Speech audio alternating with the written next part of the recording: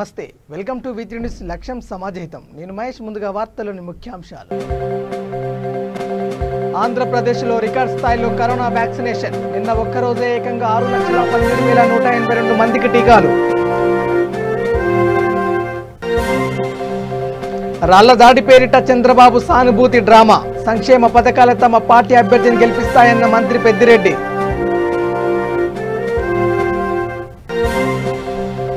తిరుపతి ఉప ఎన్నిక వేళ టీడీపీకి తలనొప్పిగా మారిన అచ్చెన్నాయుడు వీడియో స్పర్ధాలున్న సర్దుకుపోతామన్న పార్టీ జాతీయ ప్రధాన కార్యదర్శి నారా లోకేష్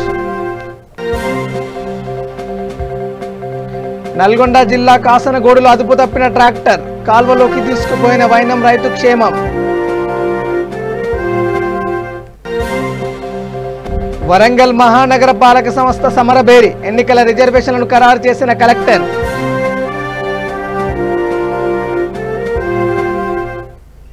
ఇక డీటెయిల్ చూస్తే ఆంధ్రప్రదేశ్లో కరోనా వ్యాక్సినేషన్ రికార్డ్ స్థాయిలో కొనసాగుతుంది నిన్న ఒక్కరోజు ఏకంగా 6,17,182 మందికి టీకాలు వేశారు తూర్పుగోదావరి జిల్లాలో అత్యధికంగా 68,358 మందికి టీకాలు వేసినట్లు అధికారులు తెలిపారు కర్నూలులో అత్యల్పంగా 34,048 మందికి ఇచ్చారు ఇప్పటివరకు రోజుకు సగటున 1.25 లక్షల మందికి మాత్రమే టీకా పంపిణీ జరిగిందని ప్రభుత్వం పేర్కొంది అలాగే కేంద్రం నుంచి వచ్చిన 6.40 లక్షల కోవాక్సిన్ కోవిషీల్డ్ టీకాలను పంపిణీ చేసినట్లు తెలిపింది ఒక్క రోజులో ఇన్ని లక్షల టీకాలు ఇవ్వడం దేశంలోనే ఇదే తొలిసారని వివరించింది కేంద్రం నుంచి వచ్చిన వ్యాక్సిన్లను జిల్లాల వారీగా అధికారులు వాటిని ప్రజలకు అందిస్తున్నారు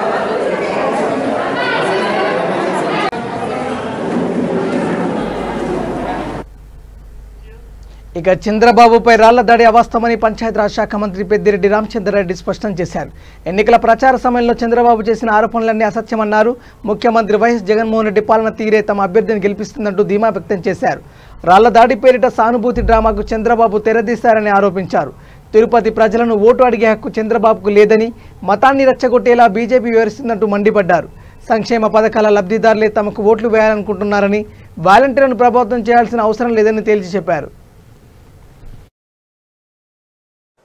తన ప్రభావం చూపుతూ మళ్ళీ ఇప్పుడు పెరుగుతోంది దానివల్ల ఆర్థిక వ్యవస్థ మొత్తం స్తంభించిపోవడము జనజీవనం స్తంభించడము పైగా ఈ కష్టకాలంలో ప్రజలకు అండగా ప్రభుత్వం ఉండాల్సి రావడము ఇది ఒక పరీక్షా సమయంలో అది వచ్చినప్పటికీ మిగిలిన 20 నెలల్లో 13-14 నెలలు తీసేస్తే కేవలం సంవత్సరం కూడా లేకుండానే తక్కువ సమయంలోనే ఈ గుణాత్మకమైన మార్పు తీసుకురాగలగడము కొత్త వ్యవస్థలను వాలంటీర్ వ్యవస్థ అయితే గ్రామ సెక్రటేరియట్ లాంటి విలేజ్ సెక్రటేరియట్ వార్డు సెక్రటేరియట్ల వ్యవస్థను తీసుకురావడం అలాగే సంక్షేమ పథకాల్లో ఒక కొత్త ఒరవడి అంటే నేరుగా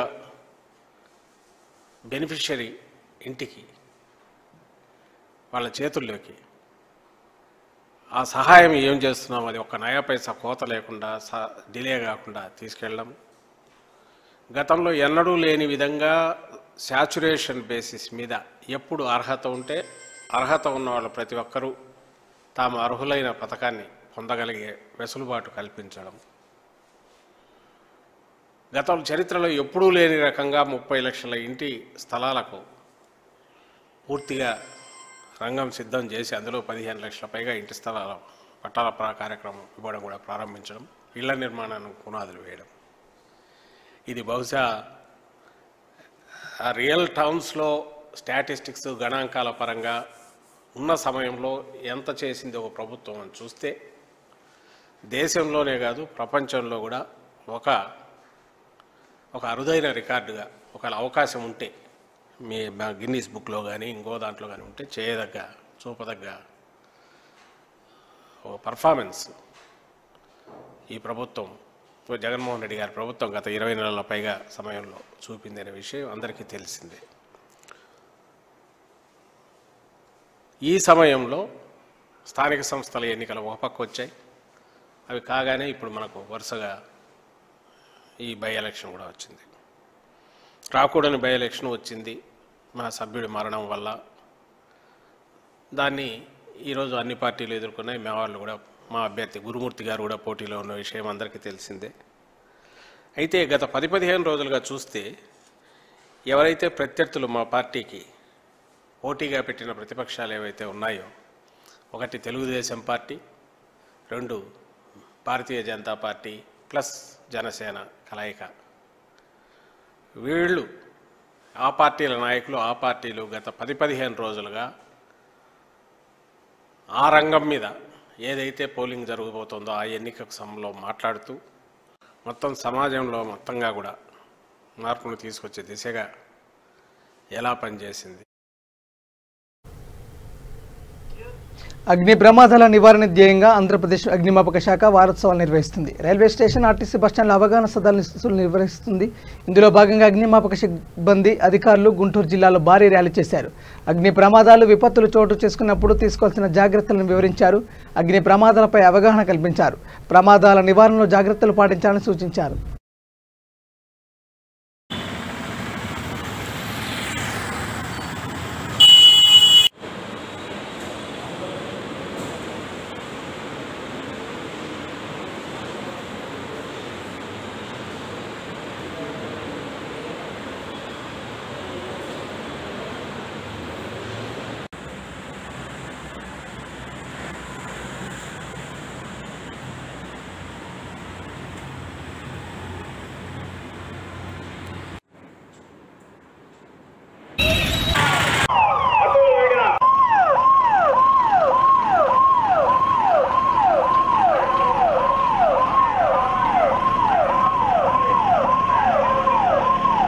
పీపుల్ అవేర్నెస్ తేవడం కోసం డిపార్ట్మెంట్ చేస్తున్న కృషిని అభినందించాల్సిన అవసరం ఎంతైనా ఉంది.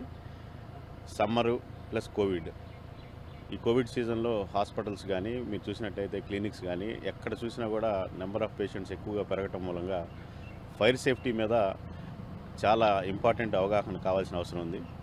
సో హాస్పిటల్స్లో కూడా మీరు ఓల్డ్ క్లబ్ రోడ్లో కూడా ఒకరోజు ఈ ఫైర్ సేఫ్టీ నామ్స్ గురించి ఒక అవగాహన కార్యక్రమం నిర్వహించాలని శ్రీనివాస్ రెడ్డి గారిని కోరున్నాం. ఆయన యాక్సెప్ట్ చేస్తున్నారు.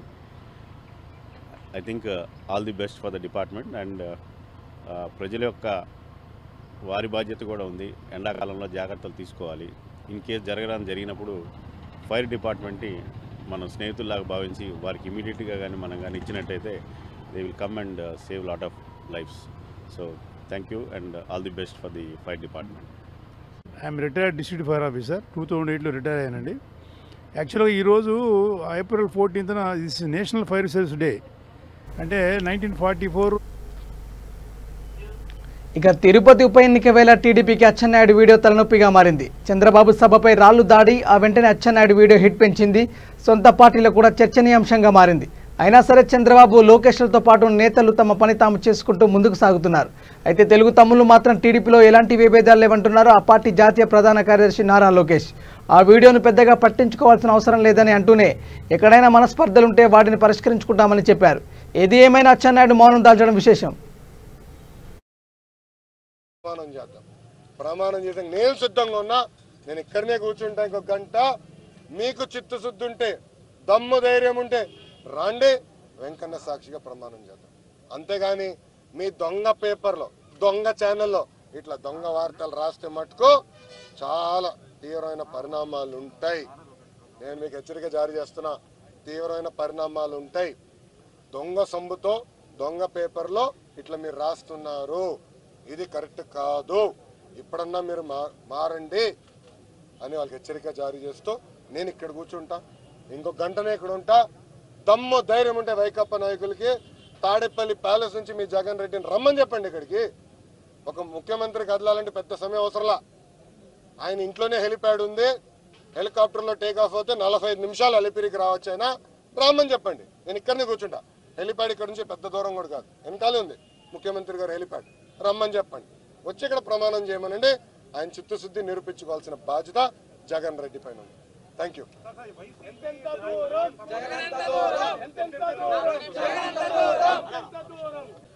ఇప్పుడు మీరు చూస్తే ఇక్కడ వైఎస్ వివేకానంద రెడ్డి గారి కూతురు చాలా స్పష్టంగా ఆమె ఇచ్చిన మన ఎఫిడవిట్లో వైఎస్ అవినాష్ రెడ్డి గారు కానివ్వండి, భాస్కర్ రెడ్డి గారు కానివ్వండి, మనోహర్ రెడ్డి గారు కానివ్వండి, గంగిరెడ్డి గారు కానివ్వండి, ఆ పేర్లన్నీ కూడా ఆమె చెప్తాం జరిగింది. సో దాంట్లో మాకు చాలా స్పష్టత ఉంది. అంటే వాళ్ళకున్న గొడవల్లో పాపం వైఎస్ వివేకానంద రెడ్డి గారిని బలి చేశారని మేము భావిస్తున్నాం. అన్నా అది రాసింది సాక్షిలో. ఓకే, నేను సూటిగా అడుగుతున్నా, ఇక్కడ ఏముందో చూడండి. సో ఆ రోజు నా పేరు చంద్రబాబు నాయుడు గారి పేరు పలుకుతం జరిగింది. నేను మళ్ళీ చెప్తున్నా, నాకు కానివ్వండి, మా కుటుంబ సభ్యులకు కానివ్వండి ఈ హత్యలో ఎలాంటి పాత్ర లేదని దేవసాక్షిగా ప్రమాణం చేసాను. నేను సిద్ధంగా అందుకనే వచ్చాను. నేను చాలా స్పష్టంగా చెప్తున్నా విషయం. అన్నా ఇప్పుడు ఒక ఇంట్లో దొంగతనం జరిగింది. ఓకే, బాధ్యతల దగ్గరికి వెళ్ళి మీరు నిరూపించండి దొంగతనం జరిగిందని ఎవరిని అడుగుతాడా? బుద్ధున్నాడు ఎవరిని అడుగుతాడా అని అడుగుతున్నా. Straight question. దర్యాప్తు చేయాలి, అని ఇంకా ఎవరున్నారు చేయాలి. పిల్లలకు దెబ్బలు తగిలినాయి కదా, ఆడవాళ్ళు కూడా దెబ్బలు తగిలినాయి, హాస్పిటల్కి వెళ్ళారు. దాని గురించి మాట్లాడకుండా ఇదేం పోలీసులు అండి?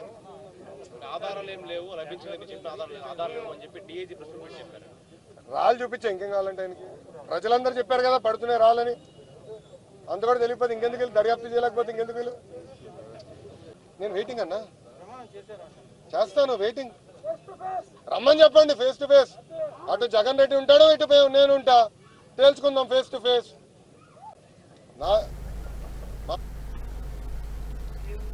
తిరుపతి ఉప ఎన్నికను అధికార వైసీపీ ప్రతిష్టాత్మకంగా తీసుకుంది. పంచాయతీ ఎన్నికలు, మున్సిపల్ ఎన్నికల్లో ఫలితాల జోషుని కంటిన్యూ చేయాలని భావిస్తుంది. ఇప్పటికే మంత్రులను తిరుపతిలో మోహరించి గెలుపు కోసం వ్యూహాలను ఎప్పటికప్పుడు అమలు చేసింది. అభ్యర్థి గెలుపు ఆవశ్యకతను ఆ పార్టీ నేతలు ప్రజలకు వివరించారు. వైసీపీ గెలుపు ఖాయమంటూ ఆ పార్టీ ఎమ్మెల్యే భూమన కరుణాకర్ రెడ్డి ధీమా వ్యక్తం చేశారు. మిగిలిన వారిని కూడా చైతన్యపరిచి ఓటేయించే విధంగా చేయాలని కోరుకుంటున్నాను. ధన్యవాదాలు. తిరుపతి పార్లమెంటుకు జరుగుతున్నటువంటి ఉప ఎన్నికల్లో వైఎస్ఆర్ కాంగ్రెస్ పార్టీ అభ్యర్థిగా పార్టీ అధ్యక్షులు జగన్మోహన్ రెడ్డి గారు డాక్టర్ గురుమూర్తి గారిని ఎన్నికల్లో అభ్యర్థిగా నిలబెట్టారు. జగన్మోహన్ రెడ్డి గారి యొక్క ఆలోచన ఒక సామాన్యుణ్ణి పార్లమెంటుకు పంపించాలి. ఈ ప్రాంతంలో ఒక సామాన్యుడు వాళ్ళ ప్రజాప్రతినిధిగా పార్లమెంట్లోకి అడుగు పెడితే ఈ ప్రాంతానికి, ఈ ఊరికి ఎంత మేలు చేయగలడో అనే ఒక సదుద్దేశంతో గురుమూర్తి గారిని మీ వద్దకు పంపించడం జరిగింది. తిరుపతి పార్లమెంటరీ నియోజకవర్గంలోని 7 అసెంబ్లీ నియోజకవర్గాల్లో కూడా మనలో ఒకడిగా, ఒక సామాన్యుడిగా, పేద కుటుంబం నుంచి ఈ ఊర్లోనే తిరుపతి పార్లమెంటరీ నియోజకవర్గంలోనే నివాసం ఉంటున్నటువంటి గురుమూర్తి గారికి పెద్ద ఎత్తున ఫ్యాన్ గుర్తుకి మీరందరూ కూడా ఓటు వేసి అత్యధిక మెజారిటీతో గడచిన ఎన్నికల్లో తిరుపతి ఉప ఎన్నిక ప్రక్రియ సజావుగా సాగుతుందని చిత్తూరు జిల్లా కలెక్టర్ ఎం హరినారాయణ చెప్పారు. ఈ సందర్భంగా ఆయన మీడియాతో మాట్లాడుతూ ఓటర్లు బూత్లకు వచ్చే సమయంలో తప్పనిసరిగా మాస్కులు ధరించాలన్నారు. భౌతిక దూరం పాటించాలన్నారు. ఈ కార్యక్రమంలో తిరుపతి అర్బన్ ఎస్పీ అప్పలనాయుడు, అదనపు ఎస్పీ ఆరిపుల్లా, ఈస్ట్ వెస్ట్ డిఎస్పీలు, సర్కిల్ ఇన్స్పెక్టర్లు, ఎస్ఐలు పాల్గొన్నారు. ఈ ప్రెస్ మీట్ పెట్టే కారణం ఏంటంటే మీ అందరు కూడా తెలిసిన విషయమే, మనకు తిరుపతి పార్లమెంటరీ కాన్స్టిట్యున్సీకి సంబంధించి 17వ తారీఖున ఉప ఎన్నిక జరగాల్సిన ప్రక్రియ అంతా కూడా ప్రారంభించి 17వ తారీఖున మనకు పోలింగ్ డే ఉంది. దాంట్లో భాగంగానే ఏదైతే 17th పోలింగ్ ఉందో దానికి సంబంధించి కొన్ని విషయాల గురించి ప్రజలకు అదేవిధంగా మీడియా మిత్రులందరూ కూడా తెలియజేయాలనే ఉద్దేశంతోనే ఈ యొక్క ప్రెస్ మీట్ ఏర్పాటు చేయడం జరిగింది. ముఖ్యంగా చూస్తే మనకి ఈ 17th జరగబోయే పోలింగ్ వచ్చేసి మనకు 3 assembly segment, Tirupati, Srikalahasti, Satyavedu 3 assembly సెగ్మెంట్స్లో 1056 పోలింగ్ స్టేషన్స్లో దాదాపు 7,40,000 మంది ఓటర్లు ఈ యొక్క ఎలక్షన్ ప్రక్రియలో పార్టిసిపేట్ చేస్తున్నారు. సో ఆ ఎలక్షన్కు సంబంధించిన పోలింగ్ స్టేషన్ అరేంజ్మెంట్స్ అన్ని కూడా చేసుకోవడం జరిగింది. అదేవిధంగా ఎలక్షన్ మెటీరియల్ అంతా కూడా సిద్ధం చేసుకోవడం జరిగింది.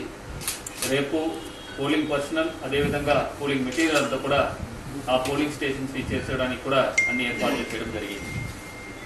ఇది ఇట్లా ఉండగా కొన్ని ముఖ్య అంశాలు మీ అందరూ కూడా తెలియజేయాల్సిన అవసరం ఉంది. ఈరోజు సాయంత్రం 7 గంటల తర్వాత ఏ విధమైన క్యాంపెయినింగ్, ఎలక్షన్ క్యాంపెయినింగ్ కూడా చేయడానికి వీలు ఉండదు. తిరుపతి ఉప ఎన్నికల్లో పార్టీ అభ్యర్థి గురుమూర్తిని అత్యధిక మెజార్టీతో గెలిపించాలని ఎమ్మెల్యే వరప్రసాదరావు గూడూరు పట్టణ ప్రజలకు పిలుపునిచ్చారు. చోడవరం ఎమ్మెల్యే ధర్మశ్రీ గూడూరు మున్సిపల్ మాజీ చైర్పర్సన్ దేవసేనలతో కలిసి చివరి రోజు ప్రచారంలో పాల్గొన్నారు. ముఖ్యమంత్రి వైఎస్ జగన్మోహన్ రెడ్డి విప్లవాత్మకమైన ఆలోచనలతో ప్రజారంజక పాలన అందిస్తున్నారని తెలిపారు. మున్సిపల్ మాజీ చైర్పర్సన్ దేవసేన మాట్లాడుతూ పేదల అభివృద్ధి ధ్యేయంగా జగన్మోహన్ రెడ్డి సంక్షేమ పథకాలు అమలు చేస్తున్నారన్నారు. ఈ కార్యక్రమంలో స్థానిక వైసీపీ నాయకులు, అభిమానులు, కార్యకర్తలు పెద్ద సంఖ్యలో పాల్గొన్నారు.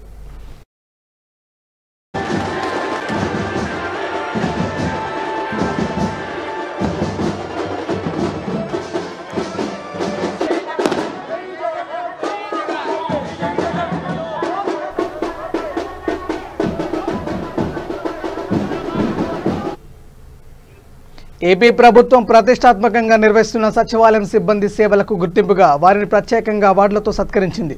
తూర్పుగోదావరి జిల్లా పెద్దాపురం నియోజకవర్గంలో గ్రామ వార్డు వాలంటీర్లకు ప్రత్యేకంగా పురస్కారాల ప్రదానోత్సవ కార్యక్రమాన్ని అట్టహాసంగా నిర్వహించారు. ఈ కార్యక్రమంలో జాయింట్ కలెక్టర్ లక్ష్మి పాల్గొన్నారు. ఈ సందర్భంగా పెద్దాపురం నియోజకవర్గ పరిధిలో ఎంపికైన వాలంటీర్లకు వజ్ర, రత్న సేవ పురస్కారాలను అందజేశారు. డాక్టర్ బాబాసాహెబ్ అంబేద్కర్ జయంతి వేడుకలు ఘనంగా నిర్వహించారు.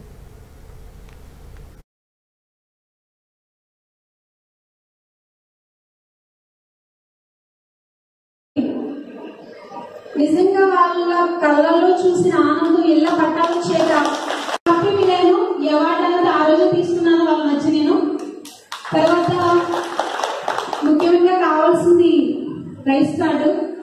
ఎన్నో సంవత్సరాల నుంచి రైస్ కార్డు కోసం సంవత్సరాలు తిరిగారు. రైస్ కార్డు కోసం రేషన్ కార్డు రాలేక ఇంకా వదిలేసి మాకు ఇంకా రాదు అన్న ఫీలింగ్ లో ఉన్నారు. కానీ విత్ ఇన్ 3-4 days లో మన వాలంటీర్ వాళ్ళు పెన్షన్ తీసుకున్నప్పుడు వెళ్ళి పంచాయతీ కూడా లైన్ల నుంచి ఎన్నో ఇబ్బందులు పడి వాళ్ళ సొంత పిల్లలు మానుకొని ఆ లైన్ల నుంచి చాలా ఇబ్బంది పడేవారు. అటువంటిది ఏమీ లేకుండా మనం వాళ్ళ ఇంటి వద్దకు వెళ్ళి పెన్షన్ ఇస్తుంటే వాళ్ళు చూపించే ఆనందం మనం అసలు ఎంత అయినా సరే వెళ్ళకట్లేదు. వాళ్ళు ఇచ్చిన దీవెనలే మనందరికీ కూడా శ్రీరామ లక్ష్యం నేను భావిస్తున్నాను. అలాగే మన తోటి వాలంటీర్లు అందరూ కూడా కరోనా సమయంలో ఎంతో కలిసికట్టుగా మన ప్రజలకు సేవలు అందించారు. అదేవిధంగా మన ఊరు కాకపోయినా మన గ్రామ సెక్రటరీ గారు, సచివాలయ సిబ్బంది కూడా ఎంతో సహకారం అందించి మన ఊరి ప్రజలకు చాలా హెల్ప్ చేశారు. వారికి కూడా మన అందరి తరఫున మనస్ఫూర్తిగా కృతజ్ఞతలు. రాష్ట్రంలోనే కాకుండా దేశంలోనే ఎక్కడ లేని విధంగా సచివాలయ వ్యవస్థ అలాగే వాలంటీర్ వ్యవస్థను అమలు చేయడంలో మన జిల్లా కూడా వేరే జిల్లాకి నెంబర్ 1లో ఉంది, టాప్ లో ఉంది. అది ఇప్పటివరకు ప్రజలందరూ గౌరవులందరూ చాలా చక్కగా స్పందించారు, చాలా చక్కగా చెప్పారు. మాట్లాడిన వాలంటీర్స్ కూడా వాళ్ళ ఉత్సాహం, వాళ్ళ ఇన్వాల్వ్మెంట్ ఎంత ఉంది, వాళ్ళు ఎంత ఎంజాయ్ చేస్తున్నారని కూడా చెప్పారు. ఈ రోజు ఏదైతే సేవామిత్ర, సేవరత్న, సేవ వజ్రాలు ఉన్నాయో ఇది ఈ సంవత్సరమే కాకుండా వచ్చే 2-3 సంవత్సరాలు కూడా కంటిన్యూస్ గా ఉంటుంది ఈ కార్యక్రమం. కాబట్టి ప్రతి ఒక్క వాలంటీర్ కూడా ఇప్పుడు ఏదైతే చేస్తున్నా అంతకన్నా మంచిగా ఇంకా పనిచేసి ప్రజామన్నను పొందాలి, ఇటువంటి అవార్డ్స్ ఇంకా వాళ్ళు పొందాలని ఈ కార్యక్రమం ఈ సందర్భంగా నేను ఆశిస్తున్నాను. ఈ వాలంటీర్ వ్యవస్థ అమలు చేయడంలో ముఖ్యంగా ఎలాగైతే రాష్ట్ర స్థాయిలో సీఎం గారు ఒక పథకాన్ని రూపొందిస్తారో అదే స్ఫూర్తితో అదే ఉత్సాహంతో ఆ పథకాన్ని గడప దగ్గరికి తీసుకెళ్ళడానికి వారధిగా ఉన్న వ్యవస్థ ఈ వాలంటీర్ వ్యవస్థ. ఆ వ్యవస్థకు నేను హృదయపూర్వక అభినందనలు తెలియజేస్తున్నాను. కరోనా టైంలో మీరు చేసిన సేవలు కావచ్చు, అలాగే సూర్యోదయం ముందే తీసుకెళ్లి ఇస్తున్న పెన్షన్స్ కావచ్చు, ఇవన్నీ దానికి నిదర్శనాలు. ఈ లైఫ్ విశాఖని ఇంకా ప్రతిష్టాత్మకంగా ఇప్పుడు 3 days లో పెన్షన్ అయిపోతా ఉంది ఇవ్వడం, ఆ 10 days లో రేషన్ ఇవ్వడం కూడా అయిపోతా ఉంది. అప్లై చేసిన 10 రోజుల్లో రేస్ కార్డు ఇవ్వడం జరుగుతూ ఉంది. అలాగే అప్లై చేసిన 30 రోజుల్లో హౌస్ సైట్స్, అలాగే 15 రోజుల్లో ఆరోగ్యశ్రీ కార్డ్స్ అన్ని ఇవ్వడం జరుగుతూ ఉంది. ఇంకొకటి నేను చెప్పాలి, మన జిల్లాలో జరిగింది. యాక్చువల్లీ మనకి ఇచ్చిన టైం గడువు 10 రోజుల్లో రేస్ కార్డు ఇవ్వాలని, కానీ కొంతమంది సచివాలయం ఎంత చక్కగా చేశారంటే ఆ వాలంటీర్కి అక్కడ సచివాలయం వాళ్ళందరికీ నా salute. Within 2 hours rice card ఇచ్చేశారు. రాజన్న సిరిసిల్ల జిల్లా ముస్తాబాద్ మండల కేంద్రంతో పాటు అనేక గ్రామాలలో అంబేద్కర్ 130వ జయంతి వేడుకలు ఘనంగా జరిగాయి. చీకోడ్, అవునూర్, గూడెం, చిప్పలపల్లి, గూడూరు, బందనకల్ తదితర గ్రామాల్లో అంబేద్కర్ విగ్రహానికి పూలమాలలు వేసి నివాళులర్పించారు. ఈ కార్యక్రమంలో జెడ్పీటీసీ గుండం నర్సయ్య, ముస్తాబాద్ మండల అంబేద్కర్ సంఘం అధ్యక్షుడు కంపెల్లి శ్రీనివాస్, చాకలి రమేష్, పెద్దిగారి శ్రీనివాస్, నల్లా నర్సయ్య, ముస్తాబాద్ సర్పంచ్ గాండ్ల సుమతి, చీకోడ్ సర్పంచ్ రజిత సుధాకర్ రెడ్డి, తాడెపు జ్యోతి తదితరులు పాల్గొన్నారు.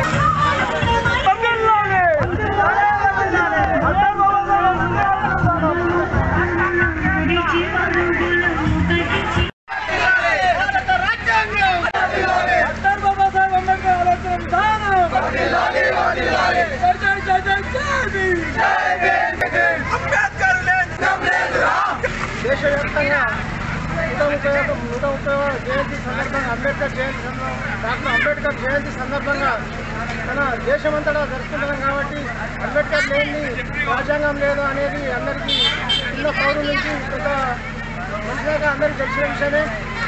అదే విధంగా అంబేద్కర్ రాసిన ఆశయాలను అందరం నెరవేర్చాలని నేను అందరినీ కోరుకుంటూ, మరి ఇదే కాకుండా మన అంబేద్కర్ రాసిన రాజ్యాంగము అమలైంది కాబట్టి అదే అమల్లో ఉండాలని మన ఎస్సీ, ఎస్టీ, బీసీ, మైనార్టీ అందరికీ ఆశాజ్యోతి కాబట్టి మన అందరివాడు కాబట్టి మన అంబేద్కర్ అందరివాడు కాబట్టి అందరము అంబేద్కర్ నడకలో నడతామని ఆశిస్తున్నాను.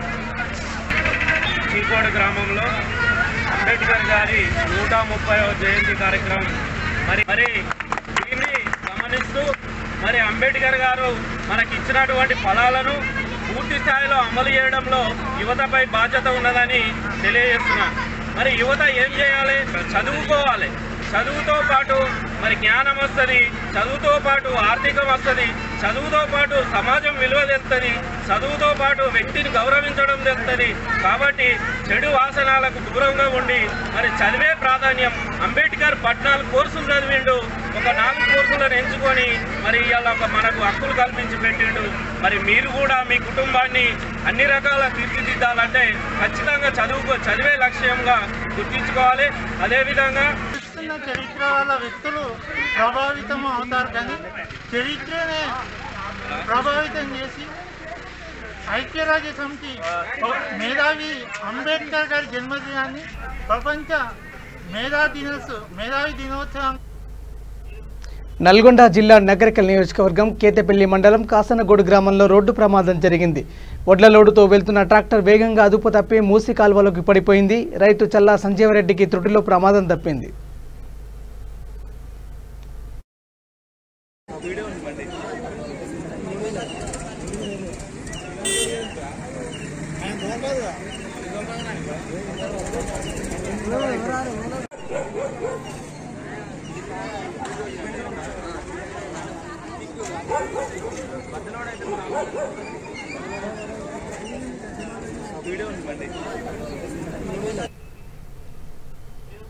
ఇక వరంగల్ మహానగర పాలక సంస్థ ఎన్నికల రిజర్వేషన్లు ఖరారయ్యాయి. జిల్లా ఎన్నికల అధికారి కలెక్టర్ రాజీవ్ గాంధీ హనుమంతు వీటిని ఖరారు చేశారు. కలెక్టరేట్లోని సమావేశ మందిరంలో వివిధ రాజకీయ పార్టీ ప్రతినిధుల సమక్షంలో జీడబ్ల్యూఎంసీ పరిధిలోని 66 వార్డులకు గాను వార్డుల వారీగా రిజర్వేషన్లు ఖరారు చేశారు. రిజర్వేషన్ల ఖరారు ప్రక్రియకు రాష్ట్ర మున్సిపల్ శాఖ హైదరాబాద్ నుంచి అదనపు సంచాలకులు Pankaj, GWMC commissioner Pamela Satpathy హాజరయ్యారు. ఈ కార్యక్రమంలో అదనపు కమిషనర్ నాగేశ్వర్, బల్దియా అధికారులు తదితరులు పాల్గొన్నారు.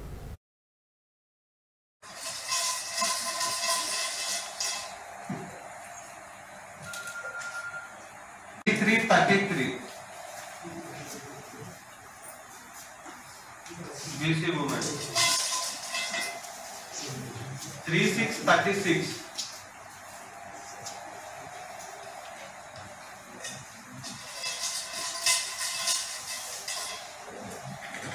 3232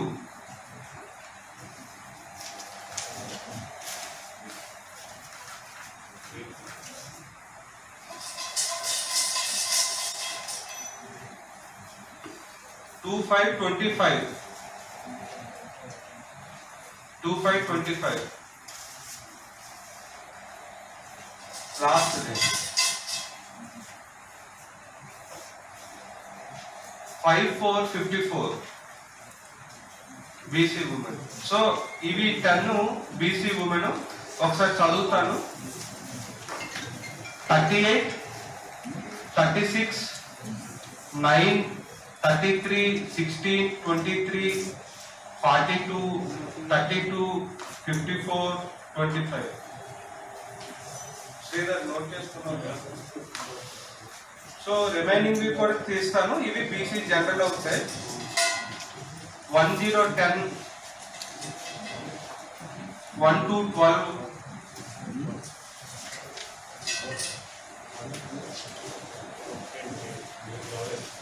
శ్రీధర్ ఒకసారి నేను చెప్పిన దాని ప్రకారం వేసుకో. వైద్యుల నిర్లక్ష్యం శాపంగా మారుతుంది. ఖమ్మం జిల్లా ముదిగొండ మండలం వనంవారి కృష్ణపురం గ్రామానికి చెందిన కన్యాగంటి శ్రీనివాసాచారి, శృతి దంపతులు 2 పిల్లల తర్వాత ఇక చాలనుకున్నారు. ఆపరేషన్ చేసిన ఆసుపత్రిని సంప్రదించి పిల్లలు పుట్టకుండా ట్యూబ్ వేయించుకున్నారు. అయితే కడుపులో నొప్పి వస్తుందంటూ కొద్ది నెలల క్రితం తిరిగి డాక్టర్ని సంప్రదించారు. తాత్కాలిక సేవలు అందించిన తర్వాత వారిని సిబ్బంది పంపించేశారు. తాజాగా కడుపులో నొప్పి రావడంతో భర్త భార్యను ఆసుపత్రిలోకి తీసుకొచ్చాడు. గంటపాటు వైద్యం తర్వాత మృత శిశువును అందజేశారు. ఇదేమిటంటూ బాధితుడు జరిగిన తప్పును కప్పిపుచ్చుకునే ప్రయత్నం చేశారు. వైద్యుడి నిర్లక్ష్యమే కారణమంటూ బాధితురాలు శృతి భర్త శ్రీనివాసాచారి ఆవేదన వ్యక్తం చేశారు.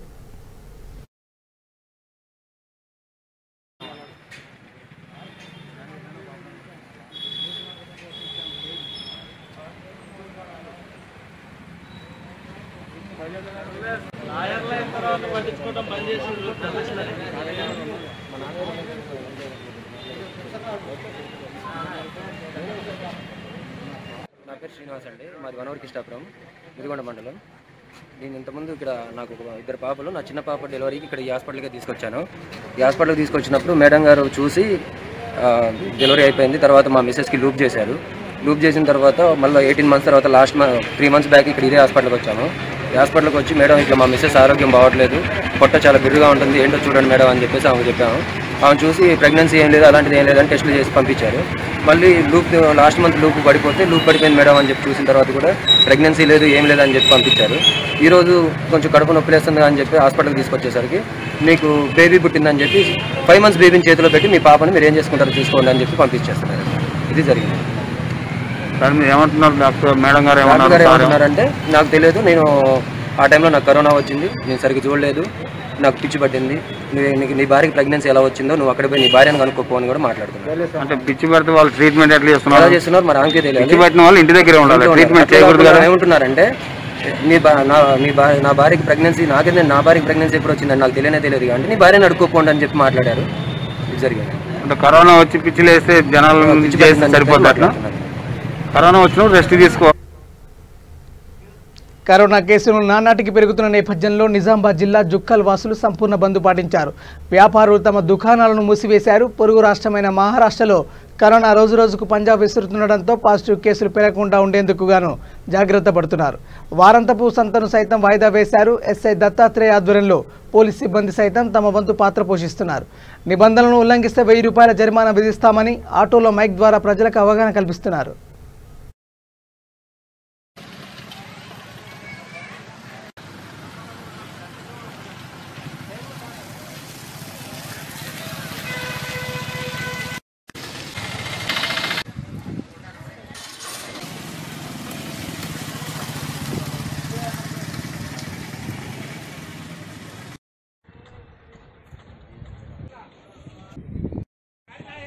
జుక్కల్ మండల ప్రజలకు పోలీసుల విజ్ఞప్తి.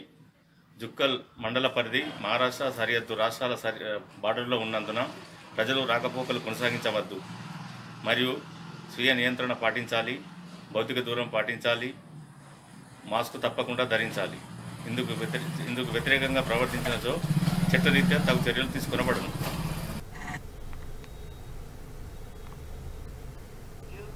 బులెటిన్ ముగించే ముందు హెడ్లైన్స్ మరోసారి. ఆంధ్రప్రదేశ్లో రికార్డ్ స్థాయిలో కరోనా వ్యాక్సినేషన్. నిన్న ఒక్కరోజు ఏకంగా 6,17,182 మందికి టీకాలు. రాళ్ల దాడి పేరిట చంద్రబాబు సానుభూతి డ్రామా. సంక్షేమ పథకాలే తమ పార్టీ అభ్యర్థిని గెలిపిస్తాయన్న మంత్రి పెద్దిరెడ్డి.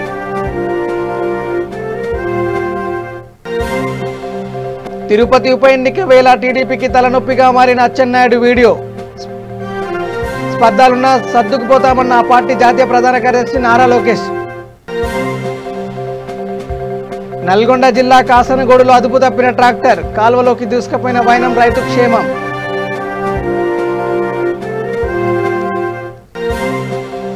వరంగల్ మహానగర పాలక సంస్థ సమరబేరి. ఎన్నికల రిజర్వేషన్లు ఖరారు చేసిన కలెక్టర్.